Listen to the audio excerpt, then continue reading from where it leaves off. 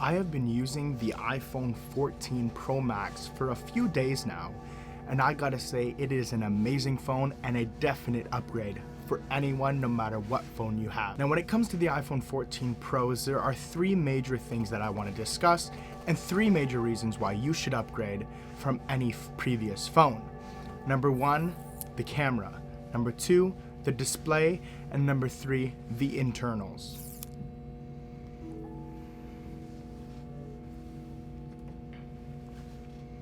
Now, I personally upgraded from the iPhone 12 Pro Max to the iPhone 14 Pro Max, and I gotta say, even though it's only a 2-year generation leap, it is a massive upgrade. I most especially find the upgrade most valuable, not specifically in the internals because both phones are blazing fast, but in the display and the cameras. Now first off, I want to talk about that display. Now the iPhone 14 Pro Max display is actually a jump in resolution from the previous iPhone 13 Pro Max, and most especially from the iPhone 12 Pro Max. It has 120 Hz refresh rate ProMotion technology, meaning it can adaptively change its refresh rate. It has a beautiful screen.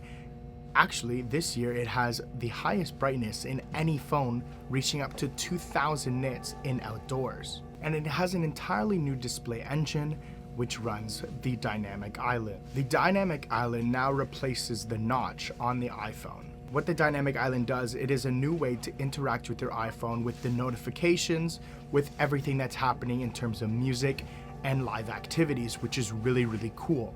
Now the way it works, so let's say I go here and I play some music, right? If I swipe out of the app, it'll take that app and put it up in the Dynamic Island, showing me the waveforms and the album art.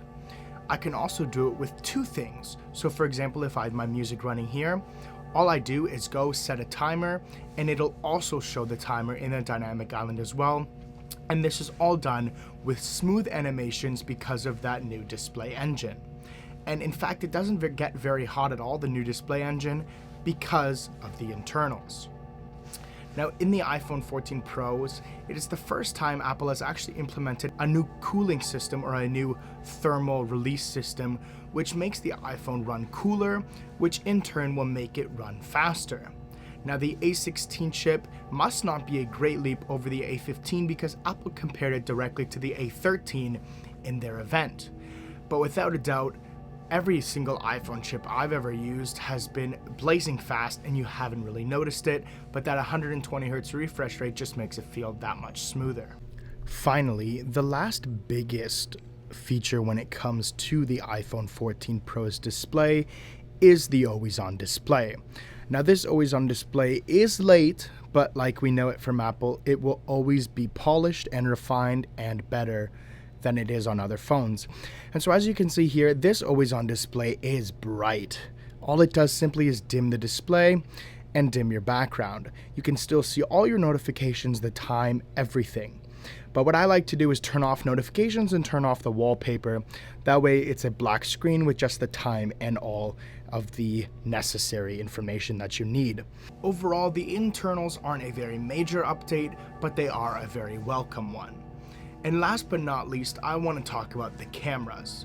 Now the cameras on the iPhone 14 Pro Max are by far the greatest leap that the cameras have made in almost a decade. We've been at the 12 megapixel camera since the iPhone 6s. Now that is a long time, but we finally made the jump to a 48 megapixel main camera sensor, with the ultra wide and telephoto being still 12 megapixels, but with great improvements. Now the main camera is a 65% larger sensor than the one found on the iPhone 12 Pro Max. This one right here. Now as you can see, just the size difference between these two camera bumps is already massive. And I gotta say, this deep purple color is absolutely beautiful, and I'm so happy I got it. And so overall, these cameras take amazing photos. Now what we must know is it will shoot 12 megapixels in day-to-day photos unless you enable Pro RAW, which will then shoot in 48 megapixels, giving you that greater resolution and greater room to work with. Now a cool feature is what it does is in low light, it will take the full 48 megapixel sensor and it'll do what's called pixel binning.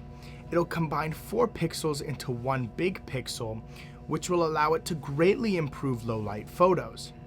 And this is found across all of the camera system. Not necessarily the pixel binning, but the improvement to low light photos. In the telephoto lens and the ultrawide both have improved greatly in low light, and most especially the main camera lens. Another thing that has improved greatly because of that low light improvement is the macro camera. You can get greater photos because it lets in more light. And last but not least, I want to talk about the action mode. The action mode on the iPhone 14 is actually a really cool feature, as it allows amazing stabilization when moving or running while filming. It makes it look like you're on a gimbal or something. It's actually crazy. Now we must note you can only film in 2.8K when doing this. And one more thing to note is that now in cinematic mode, you are able to record in 4K up to 30 FPS, which wasn't found on the iPhone 13 Pro series for some reason. Now overall, I highly recommend this phone as it has been amazing over the past few days. And overall, I think no matter what phone you come from, whether it's the 12 Pro, the 13 Pro, the 11 Pro, or any of the base versions, this is a definite upgrade because of those 3 reasons. Let me know down in the comments below whether or not you guys have an iPhone 14 Pro or Standard, and let me know down in the comments below what you guys think of this phone. Guys, thank you for watching. Please do go out and have a great day, and we shall see you in the next one.